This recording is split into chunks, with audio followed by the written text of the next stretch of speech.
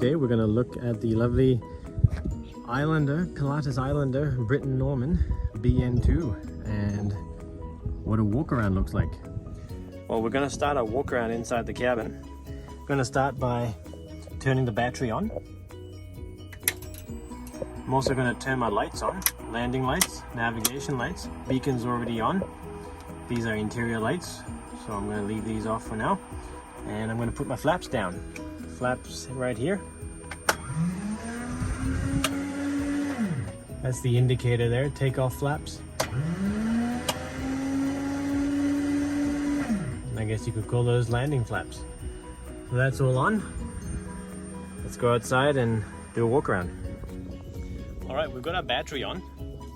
I'm going to start just by checking the lights and electrics outside. So here's the stall indicator. That works. We're going to check our landing lights and our nav lights. Everything works. We've got a beacon up there that's working.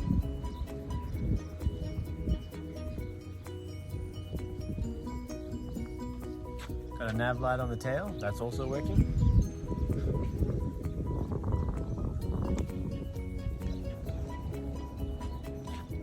We've got the starboard nav light and the starboard headlight. So all our exterior lights and stall warning are working, and now we're going to do the walk around proper. Now that we've checked our lights and stall warning, I'm going to come in and turn the battery off. Battery is off. I'm also going to turn all these lights off because it's the middle of the day, I don't necessarily need them. Alrighty, so I like to start right here at the pilot's door at the cabin and work my way around that way. So I'm going to check that the engine cowling is, the latches are closed and lock wired, secure wired, whatever you want to call that. They're not going to come loose. Next thing, we come up to the propeller. Just make sure that there's no big cuts or gouges in the propeller. One thing to also check on the Britten Norman is that these screws are nice and tight. These have been known to fly off, very rarely, but they have been known to fly off if the screws are not tight. And when the engine's running, this will spin in, and it's right basically at the pilot's neck. And I do believe I've been told a story of a pilot almost losing his life that way. Check the belt, nice and tight. Look inside, nothing odd. Everything's cool. I'm gonna check. Lock wire here is all nicely in. Check the leading edge. Nothing major going on. Alright, we're gonna come and check the ailerons.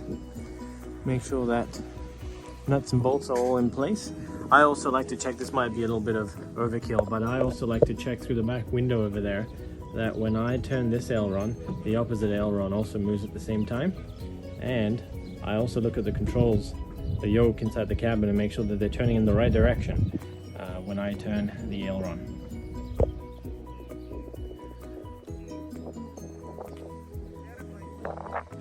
Check out pitot tube, nice and clear.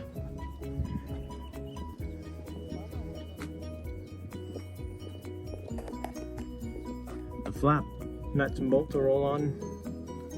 Nothing is loose. Same over here. Nothing oddball. Controller, arm, everything looks good. Then I like to check brakes, make sure we've got enough lining, no hoses coming loose. Everything looks good, no leaks. Make sure the studs are all in place, nothing's coming loose inside and outside. Come around to the cargo door. Hinges nicely. Antenna secured. Tailplane. Make sure nuts and bolts are all on the elevator.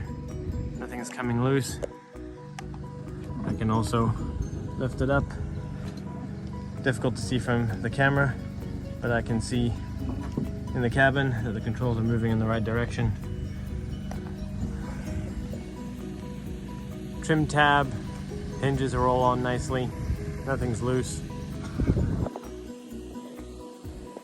I can just barely reach the rudder. Nice and clear, no obstructions. Nothing oddball on the belly.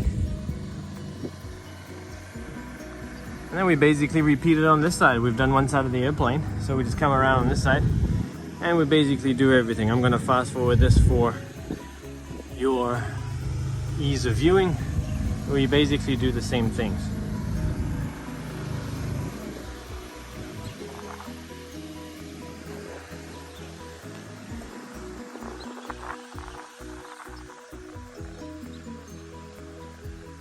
And then when we come to this side, I also like to check the nose wheel, make sure everything is in place, nothing is loose. All right, got my handy dandy dipstick. We're gonna check fuel quantities.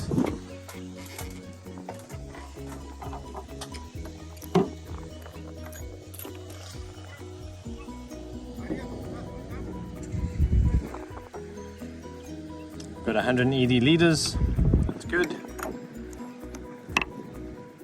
And we're gonna check oil quantities. The filler cap dipstick are up at the top over here. To open this up here, you just lift this tab and pull. All right, it's hard to see on the camera, but I can see we've got 9 quarts. Push that back in, make sure this is down.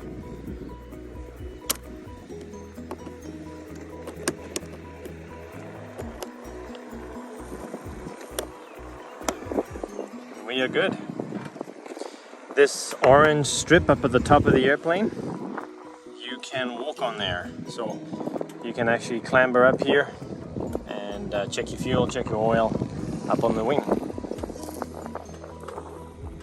And we're gonna check the fuel to make sure we've got no contaminants.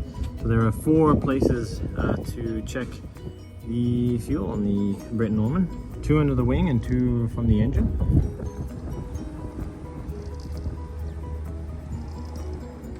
Fuel is clear. And the other place to check the fuel is on the engine, right on the drain here.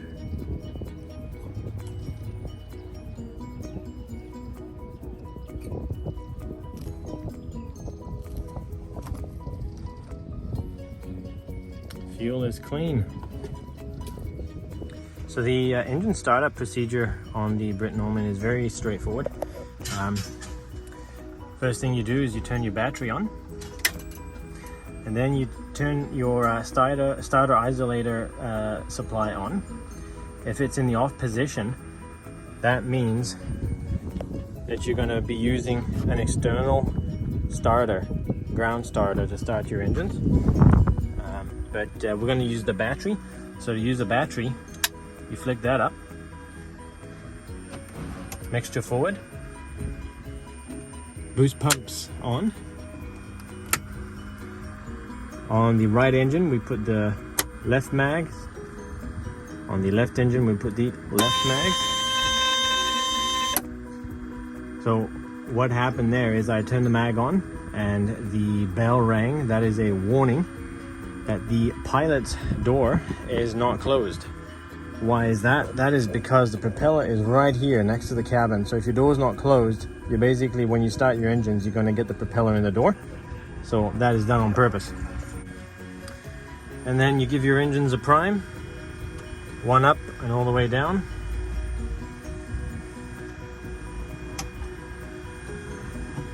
That is because my engines are warm. If the engines were cold, I'd probably give her about 5 primes. And then basically, you engage your starter right here. So you flick it to the right, it'll engage the right engine. Flick it to the left, it'll engage the left engine. Once the engines are actually started, you then come down here and you turn your generators on. Left generator, right generator, supply back to off, and your engines are started.